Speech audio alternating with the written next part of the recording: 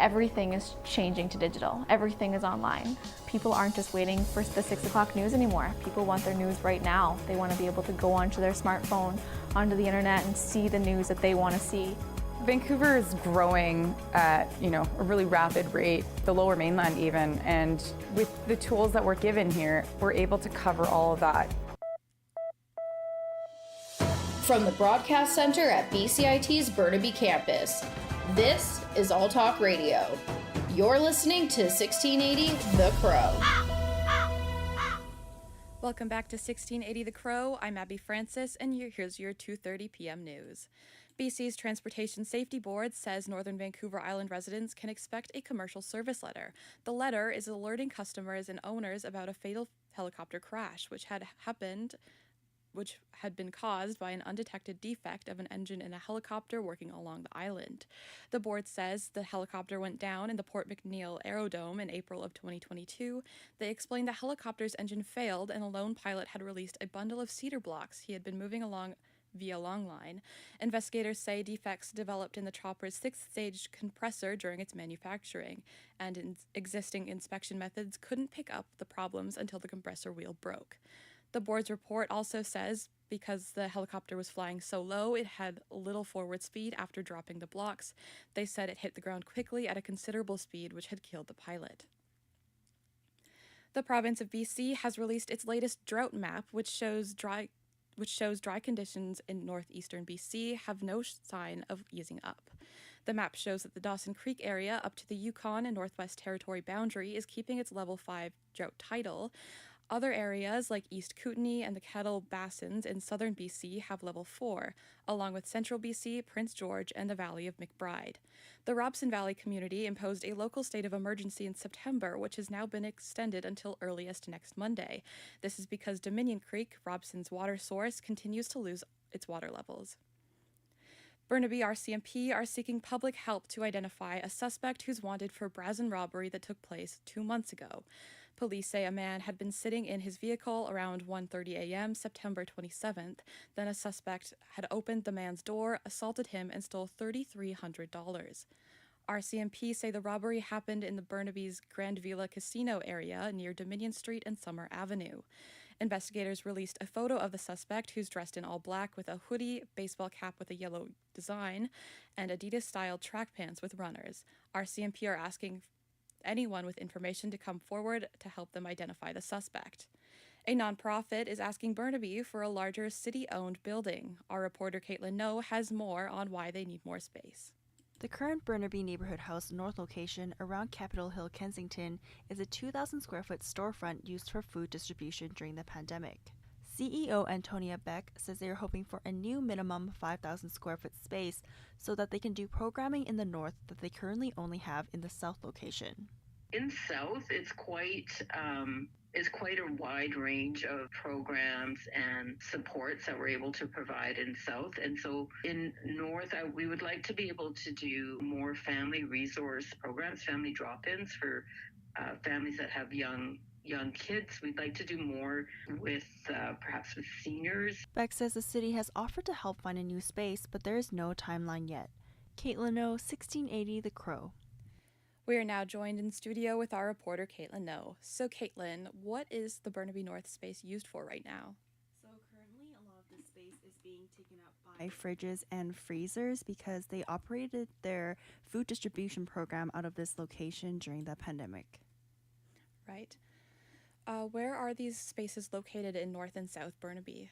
So their Burnaby South location, which is the bigger location, is located across Metrotown, and the North House location is on Hastings Street in Capitol Hill, Kensington. Awesome. Thanks so much for that.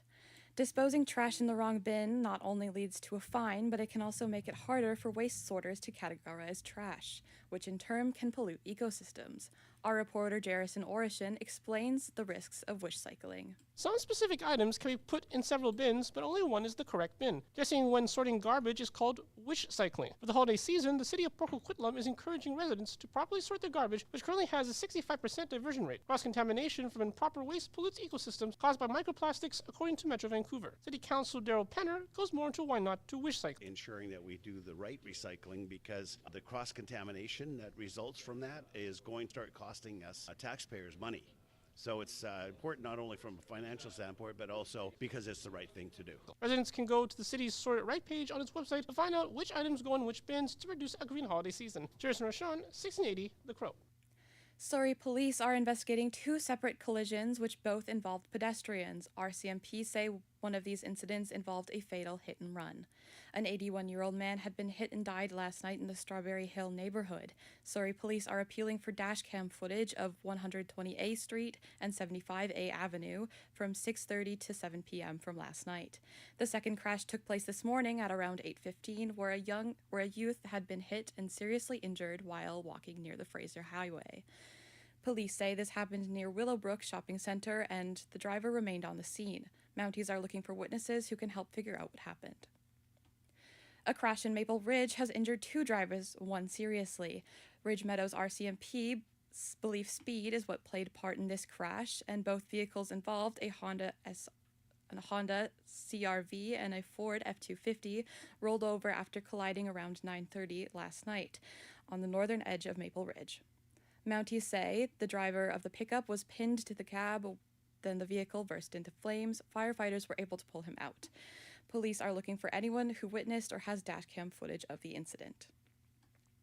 Canada's ban on single-use plastics is being questioned after the federal court quashed a cabinet order today, which would have labeled all plastics manufactured items as toxic under the Canadian Environmental Protection Act. Reporter Mia Rabson has the story. The federal court says it is not reasonable for the government to designate all plastic manufactured items as toxic because they can't uniformly be described as harmful. The case was brought by the Responsible Plastic Use Coalition and 3 chemical companies that make plastics. The cabinet order designating plastic items as toxic was needed before the government could move to regulate their use, including banning them. With that order quashed, the existing ban on the manufacture and import of 6 single-use items like straws and grocery bags is in doubt. The federal government is considering an appeal. Mia Rabson, The Canadian Press, Ottawa. The single-use plastic ban refers to items like straws and grocery bags. A man accused of killing 4 members of a Muslim family with his truck has been found guilty of 4 counts of first-degree murder. The incident took place in London, Ontario, and jurors involved in the trial reached their verdict of Nathaniel Veltman in less than 24 hours. One of the victim's mother, Tabinda Burkari, spoke to reporters outside the courthouse after the verdict and says the family now has some solace as they try to move forward. We pray that we can move forward to build a decent and just society. We remember, we mourn, we heal. We will move forward together, inshallah. Veltman has also been found guilty on 1 count of attempted murder in an attack which happened in June of 2021. The government of Saskatchewan introduced a new legislation that says it can provide legal protection if the province's natural gas provider were to stop charging the federal carbon tax. Dustin Duncan, the minister who's in charge of gas energy, says this gives employees assurances. Nobody can predict how the federal government might respond to this action that we're taking today. And so what we've tried to do is provide as much assurance as we can, because this is the government that will be making the decision in the event that we get to the point of not remitting the carbon tax. The federal law says companies that do not remit the carbon tax would face harsh fines and executives would get jail time. Now on to our sports news. The Vancouver Canucks and the New York Islanders played last night. Quinn Hughes made a score at 2:36 of overtime, which got the Canucks a 2-goal deficit, beating the Islanders. This is the call from Sportsnet 650 from when it happened. Hughes passes to center for JT Miller. Miller at his own line, scoops it ahead. Hughes has a breakaway. In alone. He shoots. He scores! The Canucks will take on the Calgary Flames tonight at 6 p.m. Another hockey game going on last night was the Seattle Kraken versus the Edmonton Oilers. Evander Kane scored 3 consecutive goals, which included the overtime winner, meaning Edmonton Oilers won 4-3. Kane scored the equalizer with a mere 46 seconds remaining. This is the call from 6:30 CHED. To Bouchard, he's going to skate to the middle. He'll fake the shot to Hyman, to Kane, scores! Hat-trick goal! Game winner! Oilers win it 4-3! Toronto's Professional Women's Hockey League franchise opened a training camp today in the Ford Performance Center. Toronto's forward Natalie Spooner says it's a nice feeling starting preparations for the upcoming season. Yeah, we were saying it kind of feels a little bit like the first day of school, maybe a little bit like Christmas, because it's been like such a long wait to get to this point, but really just so excited to be here and kind of get it all underway. I think we all are like wishing we could get on the ice already and get things going, but it's just nice to get started. Major League Baseball announced the winners of its top pitching awards. Reporter Gethin Kulba has the story. Garrett Cole was a unanimous winner of his first American League Cy Young Award, and Blake Snell took the NL honor in becoming the 7th hurler to earn baseball's top pitching prize in both leagues. After coming close several times before, Cole finally finished on top following an outstanding season for the New York Yankees. He became the 6th Yankees winner and first since Roger Clemens in 2001. Snell was the National League winner after leading the majors with a 2.25 ERA for the San Diego Padres. I'm Gethin Kulba. The Boston Celtics' Jason Tatum scored a 29-point game last night. That score helped the Celtics win 117-107 against the Philadelphia 76ers. The game took place in the early pace setters in the Eastern Conference. This is the call when Tatum got the 3-point shot. Celtics by 5 with 122, 121, 120 to go. Holiday, high left-hand dribble against Covington straight away. Holiday puts it between his legs, push pass for Derek White, slot drive on the left side, kick out, open, Tatum, 3, got it! The Oakland Athletics are moving to Las Vegas. The move was unanimously approved today by Major League Baseball team owners. This is the team's first relocation since 2005. Reporter Alex Stone has the story. The mood after the MLB owners' meeting was not celebratory. Oakland A's owner John Fisher saying, "Today is an incredibly difficult day for Oakland A's fans." MLB Commissioner Rob Manfred. This is a terrible day for fans in Oakland. He says exactly when the move will happen isn't clear. The team could stay in Oakland past 2024 when their lease runs out. The new Las Vegas stadium won't be ready until 2028. Alex Stone, EBC News. Currently, it's 7 degrees in Greater Vancouver, and the skies are mostly sunny with a bit of clouds. Tomorrow, you can expect a mix of sun and clouds with a high of 9 degrees. Thanks for listening to 1680 The Crow. That was your 2:30 p.m. news. I'm Abby Francis.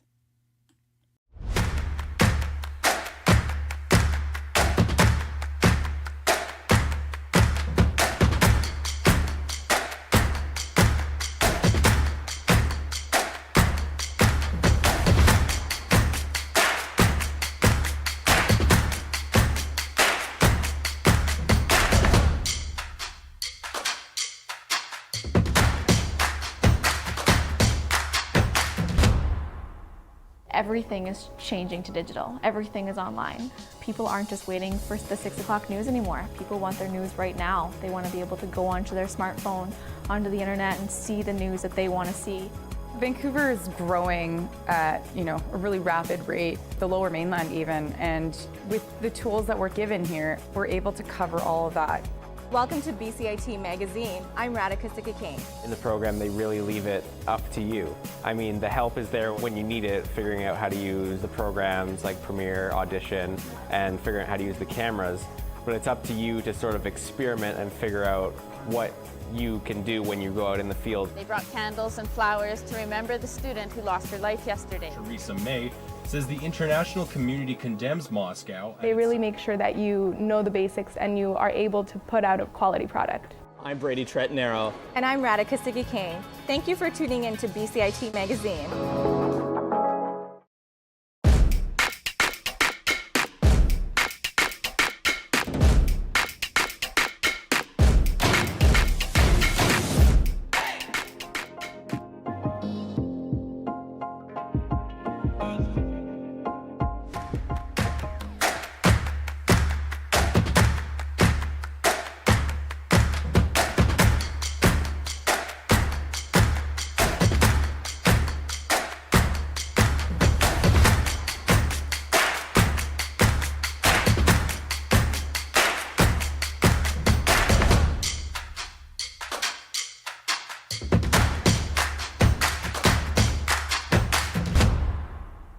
Everything is changing to digital. Everything is online. People aren't just waiting for the 6 o'clock news anymore. People want their news right now. They want to be able to go onto their smartphone, onto the internet, and see the news that they want to see. Vancouver is growing at, a really rapid rate, the Lower Mainland even, and with the tools that we're given here, we're able to cover all of that. Welcome to BCIT Magazine. I'm Radhika Sikakane. In the program, they really leave it up to you. I mean, the help is there when you need it, figuring out how to use the programs like Premiere, Audition, and figuring out how to use the cameras. But it's up to you to sort of experiment and figure out what you can do when you go out in the field. They brought candles and flowers to remember the student who lost her life yesterday. Theresa May says the international community condemns Moscow. They really make sure that you know the basics and you are able to put out a quality product. I'm Brady Tretnero. And I'm Radhika Sikakane. Thank you for tuning in to BCIT Magazine.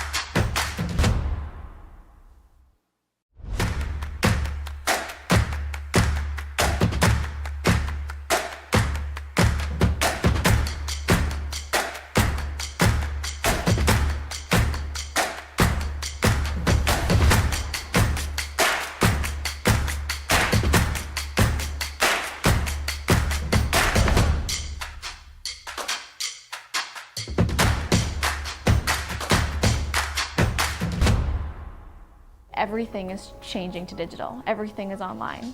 People aren't just waiting for the 6 o'clock news anymore. People want their news right now. They want to be able to go onto their smartphone, onto the internet, and see the news that they want to see. Vancouver is growing at, a really rapid rate, the Lower Mainland even, and with the tools that we're given here, we're able to cover all of that. Welcome to BCIT Magazine. I'm Radhika Sikakane. In the program, they really leave it up to you. I mean, the help is there when you need it, figuring out how to use the programs like Premiere, Audition, and figuring out how to use the cameras. But it's up to you to sort of experiment and figure out what you can do when you go out in the field. They brought candles and flowers to remember the student who lost her life yesterday. Theresa May says the international community condemns Moscow. They really make sure that you know the basics and you are able to put out a quality product. I'm Brady Tretanero. And I'm Radhika Sikakane. Thank you for tuning in to BCIT Magazine.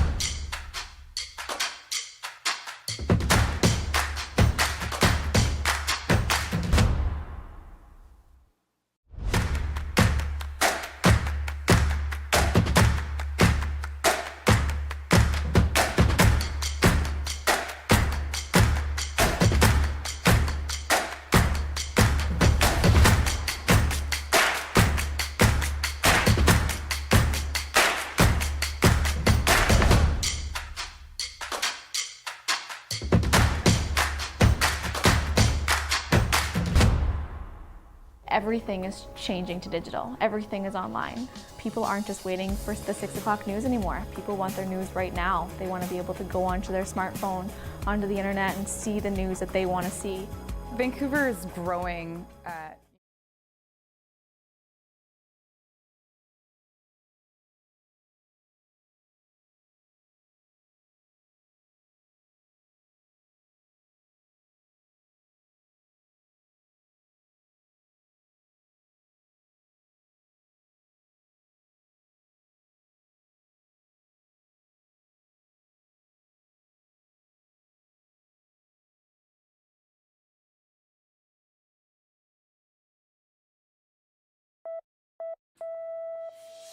From the Broadcast Center at BCIT's Burnaby Campus, this is All Talk Radio. You're listening to 1680 The Crow. Good afternoon, I'm your host Chris Koo here reporting from 3 p.m. news from 1680 The Crow Radio. According to the Burnaby Fire Department, a pedestrian was struck by a vehicle in the 4300 block of Hastings Street. Police officers are still working on the case and asked the motorists to avoid the area as it is expected to take quite some time to resolve this issue. Hastings Street is currently closed in both directions in Burnaby after the event that happened today around 11 a.m. Minister of State for Child Care Grace Lohr said in a statement that they partner with the City of Kelowna under an innovative plan to co-locate child care center across the Kelowna International Airport. This action benefits families and children living in Kelowna by making their pickups and drop-offs more convenient and efficient. According to the Minister of State for Childcare, the City of Kelowna is reported to have received approximately $3.8 million in funding the new childcare facility that is foreseen to be operated by the YMCA of Southern Ontario. Applications are still being accepted for the 2023 to 2024 Childcare BC New Spaces Fund from public and not-for-profit childcare operators and providers, according to the government of BC. The BC government set out a new rule for gig companies such as Uber, Skip the Dishes, and others to pay their employees 120% of the province's minimum wage, excluding the tips. This statement applies from the time the drivers accept the ride-hauling or delivery assignment until its completion. The reason for this rule could be largely due to the workers oftentimes complaining about their low pay, unpredictability, and the risk of being fired without a warning in advance. The proposal set out by the government requires companies to show the workers how much they would earn before accepting the delivery, and also prohibits companies from deducting workers' tips. The man who broke into former U.S. House Speaker Nancy Pelosi's California home last year and attacked her husband with a hammer has been found guilty in court. Jackie Quinn from the Associated Press has more with the story. The jury in San Francisco needed just 8 hours to find David DePape guilty of attempted kidnapping of a federal official and assault on a family member. Drop the hammer. Nope. Hey. The attack was caught on police body cam video when they responded to Paul Pelosi's call for help in October of 22. The 43-year-old DePape had no reaction in court. He had testified he had been intending to hold Nancy Pelosi hostage and break her kneecaps if she lied to him. DePape in court echoed right-wing conspiracy theories. He also faces a state trial on numerous charges. I'm Jackie Quinn. One of the biggest names in rap, Snoop Dogg, says he's giving up something he used to smoke at least half a pound a day. ABC's Jason Nathanson has more with the story. It's perhaps the most shocking story of 2023. Legendary marijuana smoker Snoop Dogg says he's done smoking weed. He posted on Instagram Thursday that, quote, "After much consideration and conversation with my family, I've decided to give up smoke." He added, "Please respect my privacy at this time." It's unclear if he's joking or being serious. At one point, Snoop admitted to smoking around 25 joints a day and even employed someone full-time to roll his blunts. U.S. President Joe Biden is making the case that America is committed to building economic ties with the Asia Pacific. Sagar Magani reports more from the Associated Press. We aren't going anywhere. At the APEC summit, the president told leaders and CEOs the U.S. wants to nurture ties across the region. A day after meeting with his Chinese counterpart, the president noted while it's vital for the world's two biggest economies to have a stable relationship, there are real differences with China in maintaining a level economic playing field and protecting intellectual property. It's not all kumbaya, but it's straightforward. He told leaders at a later event they all must take strong steps together to address climate change. We either get this right or there's not going to be a whole lot of people around to talk about it. Sagar Magani, Washington. That's everything for the news today, and I hope to see you again with another fresh news. And don't forget to name Chris Koo your favorite desker.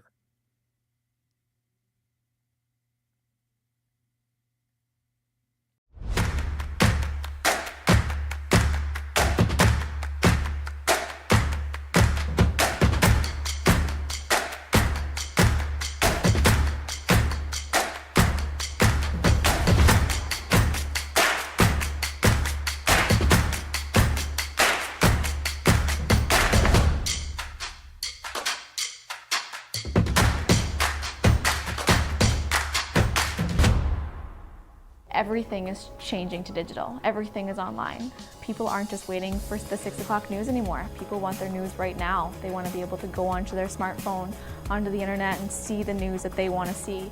Vancouver is growing at